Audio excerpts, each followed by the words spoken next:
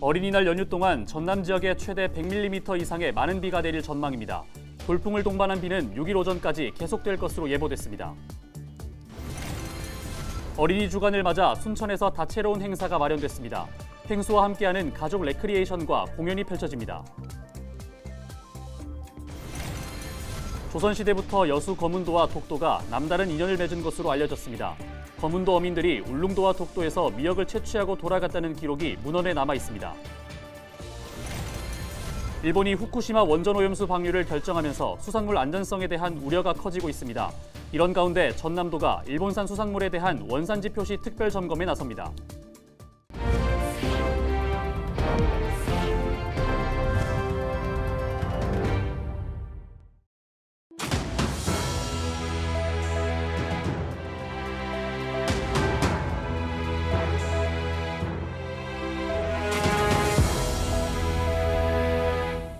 시청자 여러분 안녕하십니까? 헬로티비 전남뉴스입니다. 어린이날 연휴 동안 전남 지역에 최대 100mm 이상의 많은 비가 내릴 것으로 보입니다. 광주지방기상청은 4일 아침부터 광주와 전남 대부분 지역에 비가 내리기 시작해 6일 오전까지 계속될 것으로 예보했습니다. 예상되는 누적 강수량은 30에서 100mm로 남해안과 지리산에는 50에서 150mm의 많은 비가 내리겠다고 덧붙였습니다. 이번 비는 해상에서 따뜻하고 습한 낭서풍이 강하게 유입되면서 남해안과 지리산이 지형적인 영향을 많이 받을 것으로 전망했습니다. 비가 그치는 6일 오후부터 7일까지는 대체로 흐린 날씨가 이어질 것으로 예상된다고 설명했습니다. 어린이 주간을 맞아 오는 주말 순천만 국가정원에서 다채로운 행사가 펼쳐집니다. 순천시는 어린이날 당일 준비한 행사가 비 예보로 인해 연기됐다며 주말인 6일과 7일 다양한 체험 행사가 진행된다고 밝혔습니다. 오는 6일 오후 2시 펭수와 함께하는 가족 도전 기네스 행사와 저녁 7시 가든뮤직 페스티벌, 7일 저녁 7시 트로트 한마당 행사가 진행되고 오는 20일 오후 2시부터는 최현우 마술사의 마술쇼가 오천 그린광장에서 펼쳐진다고 설명했습니다. 한편 5월 5일 어린이날을 기념해 2005년 1월 1일 이후 출생한 청소년과 어린이는 박람회장 무료 입장 혜택이 제공될 예정입니다. 무료 대상자는 청소년증이나 여권, 등본 등 나이를 확인할 수 있는 서류를 지참하면 별도의 티켓 발매 없이 입장이 가능합니다. 5월 가정의 달을 맞이해서 우리 가족 나들이를 어디로 가야 할지 이렇게 고민하시는 분들이 많으실 것 같아요. 근데 저는 자신 있게 정원 박람회로 오십시오 하고 말씀드리고 싶습니다. 5월 한 달 동안에는 돗자리 하나만 챙기시고 저희 정원에 오시면은 아주 다양한 공연들을 즐길 수 있을 겁니다. 우리 순천으로 꼭 놀러 오세요. 올해로 54회째를 맞는 무안군민의 날 행사가 무안종합스포츠파크 일원에서 열렸습니다. 무안군은 4일 지역 주민들이 참가한 가운데 군민의 날 행사를 열고 군민 화합을 위한 체육대회에 이어 올 한 해 지역 발전에 기여한 공로자들에게 상을 수여했습니다. 제54회 무한 군민의 날이 군민의 힘과 지혜를 하나로 모으는 소중한 화합과 결속의 장이 될 것으로 기대합니다.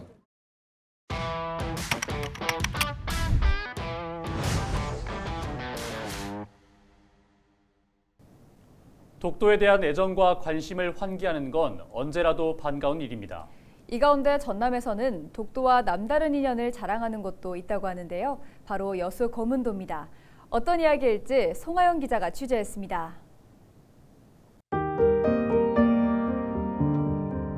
전남 여수와 제주도 사이 자리해 다도해의 최남단 섬으로 불리는 거문도. 국민 예능 프로그램인 1박 2일의 촬영지로 입소문을 타면서 해마다 많은 관광객들이 찾는 섬입니다. 그런데 이곳과 무려 500km 이상 떨어진 독도가 남다른 인연이 있다고 하는데요. 과연 언제부터 이어진 걸까요? 그 깊은 사연을 들여다보기 위해 잠시 조선시대로 떠나보겠습니다. 조선 초기 태종 집권 당시, 태종은 섬을 비우는 정책, 이른바 공도정책을 추진합니다. 중앙 집권을 강화하기 위한 정책 가운데 하나로 외구의 침탈을 막고 반역의 거점으로 활용되는 것을 방지하기 위함이었는데요. 이후 숙종 집권 때 어부 안용복이 울릉도 근처로 조업을 떠나게 됩니다. 그런데 인근에서 조업하던 일본 어부와 시비가 붙어 일본으로 끌려가게 됐는데요. 일본 관리 앞에 선 안용복은 왜 일본 어부들이 조선 땅에서 조업을 했느냐고 당당하게 따져 물었습니다.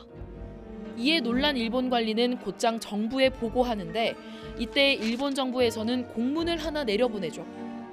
독도는 조선 땅이니 조업하지 말라는 내용이었습니다. 일본이 독도가 우리 땅임을 인정한 겁니다. 이후 안용복은 한 번 더 일본에 넘어가 울릉도와 독도의 영유권을 주장하는데요. 당시 이에 동참했던 일행 11명 가운데 승려 5명이 바로 여수 흥국사의 소속이었습니다. 뿐만 아니라 1882년 이규원의 울릉도 검찰일기에서는 당시 이규원이 만난 사람 140명 가운데 115명, 즉 80% 이상이 여수 거문도와 초도 사람으로 기록됐습니다. 이후 고종은 울릉도 개청령을 내렸는데요. 울릉도 초대 도감으로는 거문도 사람인 오성일이 임명되기도 했습니다. 1905년에 일본은 자기들이 합법적으로 편입을 했다고 주장을 하고 있는데 그 일본 쪽의 주장보다 앞서는 시기에 울릉도와 독도를 건너가서 거기서 경제 활동을 했었고 그런 역사가 있었다는 것을 이제 증명을 할 수 있는 거죠. 1905년 일본이 독도를 편입하기 전부터 울릉도와 독도에 왕래한 여수 거문도와 초도 주민들. 이를 널리 알리기 위해 여수에서는 지난 2021년 10월 25일 독도의 날을 맞아 독도학교가 문을 열었습니다. 여수 남초등학교 별관에 자리한 독도학교. 현재는 여수교육지원청에 있는 독도전시관을 이곳으로 이전하기 위한 리모델링 공사를 앞두고 있습니다. 독도학교를 설립한 김대진 전 여수 남초등학교장은 학생들에게 일찍이 독도 역사교육을 시작하기 위해 공간을 마련했습니다. 개교까지 준비 기간만 무려 2년. 김대진 전 교장을 비롯해 여수 남초등학교 교사들이 힘을 모아 독도 체험실과 도서실, 영상실 등 5곳의 교육장을 조성했습니다. 일본은 초중고의 의무 교육화하고 있고 우리는 특별 프로그램식으로 운영을 하고 있는데 우리하고 너무 격차가 크죠. 그런 안타까움이 있었고요. 특히 여수 거문도 초도 사람을 중심으로 한 남도 그 사람들의 개척에 대해서 관심이 있어서 독도교육 학교를 설립해야 되겠다 그런 생각을 했습니다. 여수교육지원청은 이에 맞춰 찾아가는 독도교육을 실시하고 독도교육연구회를 구성하는 등 다양한 학습 콘텐츠를 마련할 계획입니다. 우리의 고유한 영토로 오랜 시간 함께한 독도. 역사 속에는 이를 지키기 위한 숨은 공신들의 노고가 고스란히 기록됐습니다. 그리고 오늘날 이를 헛되지 않게 하기 위한 노력이 우리의 과제로 남았는데요. 지난달 한일 정상회담 이후 한 달 동안 8차례에 걸쳐 일본 순시선이 독도 인근 해역에 출몰한 것으로 드러난 가운데 독도를 지키기 위한 체계적인 역사 교육과 지속적인 관심이 절실한 시점입니다.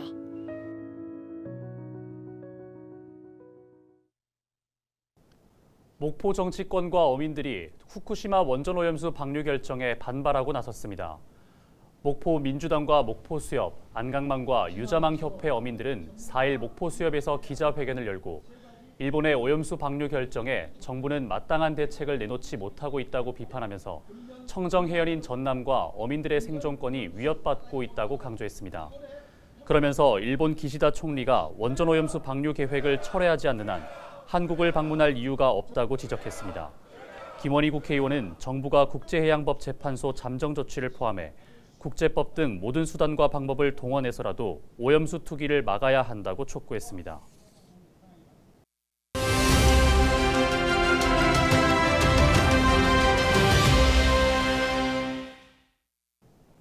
일본이 후쿠시마 원전오염수 방류를 결정하면서 수산물 안전성에 대한 우려가 높아지고 있습니다.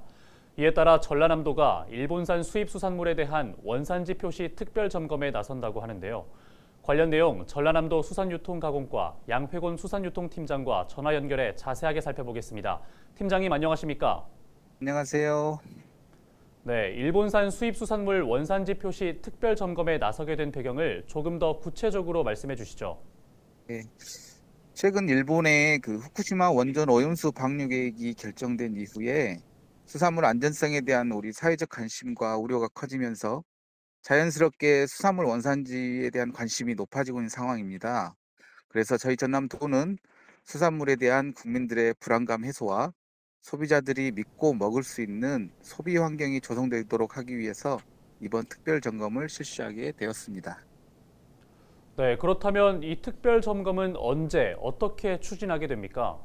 네, 이번 특별 점검은 올해 수입 수산물 취급 이력이 확인된 300개 수산물 취급 업체를 대상으로 5월 1일부터 6월 30일까지 2달간 추진됩니다.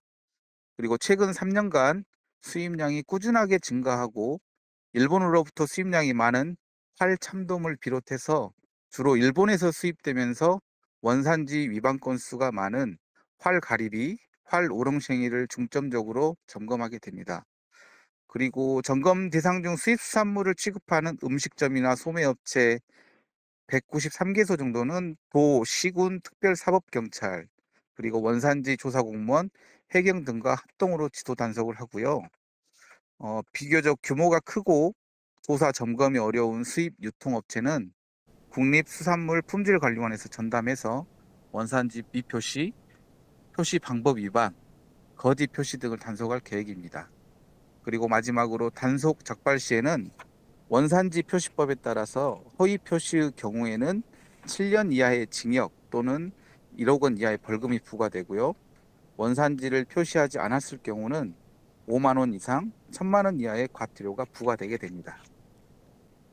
네, 일본산 수입량이 많고 원산지 위반 사례가 많은 품목을 중심으로 6월 30일까지 원산지 표시 특별 점검에 나선다고 말씀해 주셨는데요. 끝으로 앞으로의 계획까지 전해주시죠. 네, 소비자들에게 안전한 수산물을 공급하기 위해 우리 전남도에서는 이번 특별 점검뿐만 아니라 수산물 소비가 늘어나는 명절, 휴가철, 김장철 시기에도 원산지 표시 특별 점검을 실시해서 우리 국민들이 우려하는 수산물에 대한 철저한 원산지 관리를 할 계획입니다. 네, 오늘 말씀 여기까지 듣겠습니다. 지금까지 전라남도 수산유통가공과 양회곤 수산유통팀장과 일본산 수입 수산물에 대한 원산지 표시 특별 점검과 관련해 이야기 나눠봤습니다.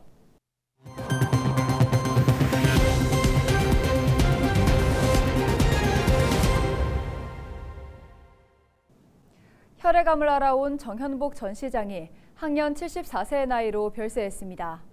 정 전 시장은 4일 오후 2시쯤 서울의 한 병원에서 치료를 받던 중 숨진 것으로 알려졌습니다.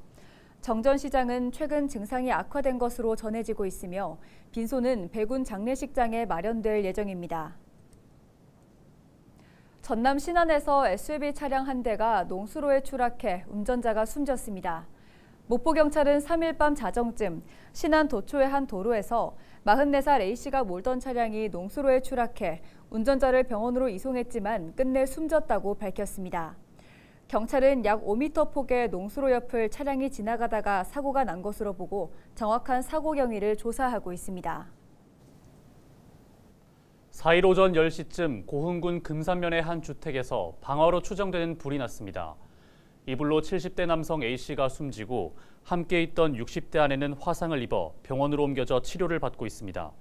경찰은 우울증 등을 겪던 남편 A씨에게 병원을 가자고 했다가 실랑이를 벌이던 중 A씨가 휘발유를 뿌린 뒤 불을 질렀다는 아내의 진술 등을 토대로 정확한 사건 경위를 조사하고 있습니다. 지난 3월 임금 인상과 근로조건 개선을 요구하며 총파업에 들어간 여수 국가산단 비를라카 본코리아 사내하청 노조가 사측의 불법 노동 착취를 주장하며 고용노동부의 사법 조치를 촉구했습니다. 비를라 총파업 여수지역대책위원회와 진보당 전남도당은 4일 여수시청 앞에서 기자회견을 열고 사측이 진행하는 불법 대체 근로와 불법 파견에 대해 고용노동부 여수지청이 엄중히 조사하고 신속히 총파업이 해결될 수 있도록 나서야 한다고 강조했습니다. 그러면서 여수시는 공장 가동에 대한 대기와 수질 환경 오염 여부를 조사하는 등 적극적인 행정 조치를 취해달라고 요구했습니다. 이상으로 뉴스를 마칩니다. 저희는 언제나 지역민 여러분과 함께하겠습니다. 시청해주신 여러분 고맙습니다.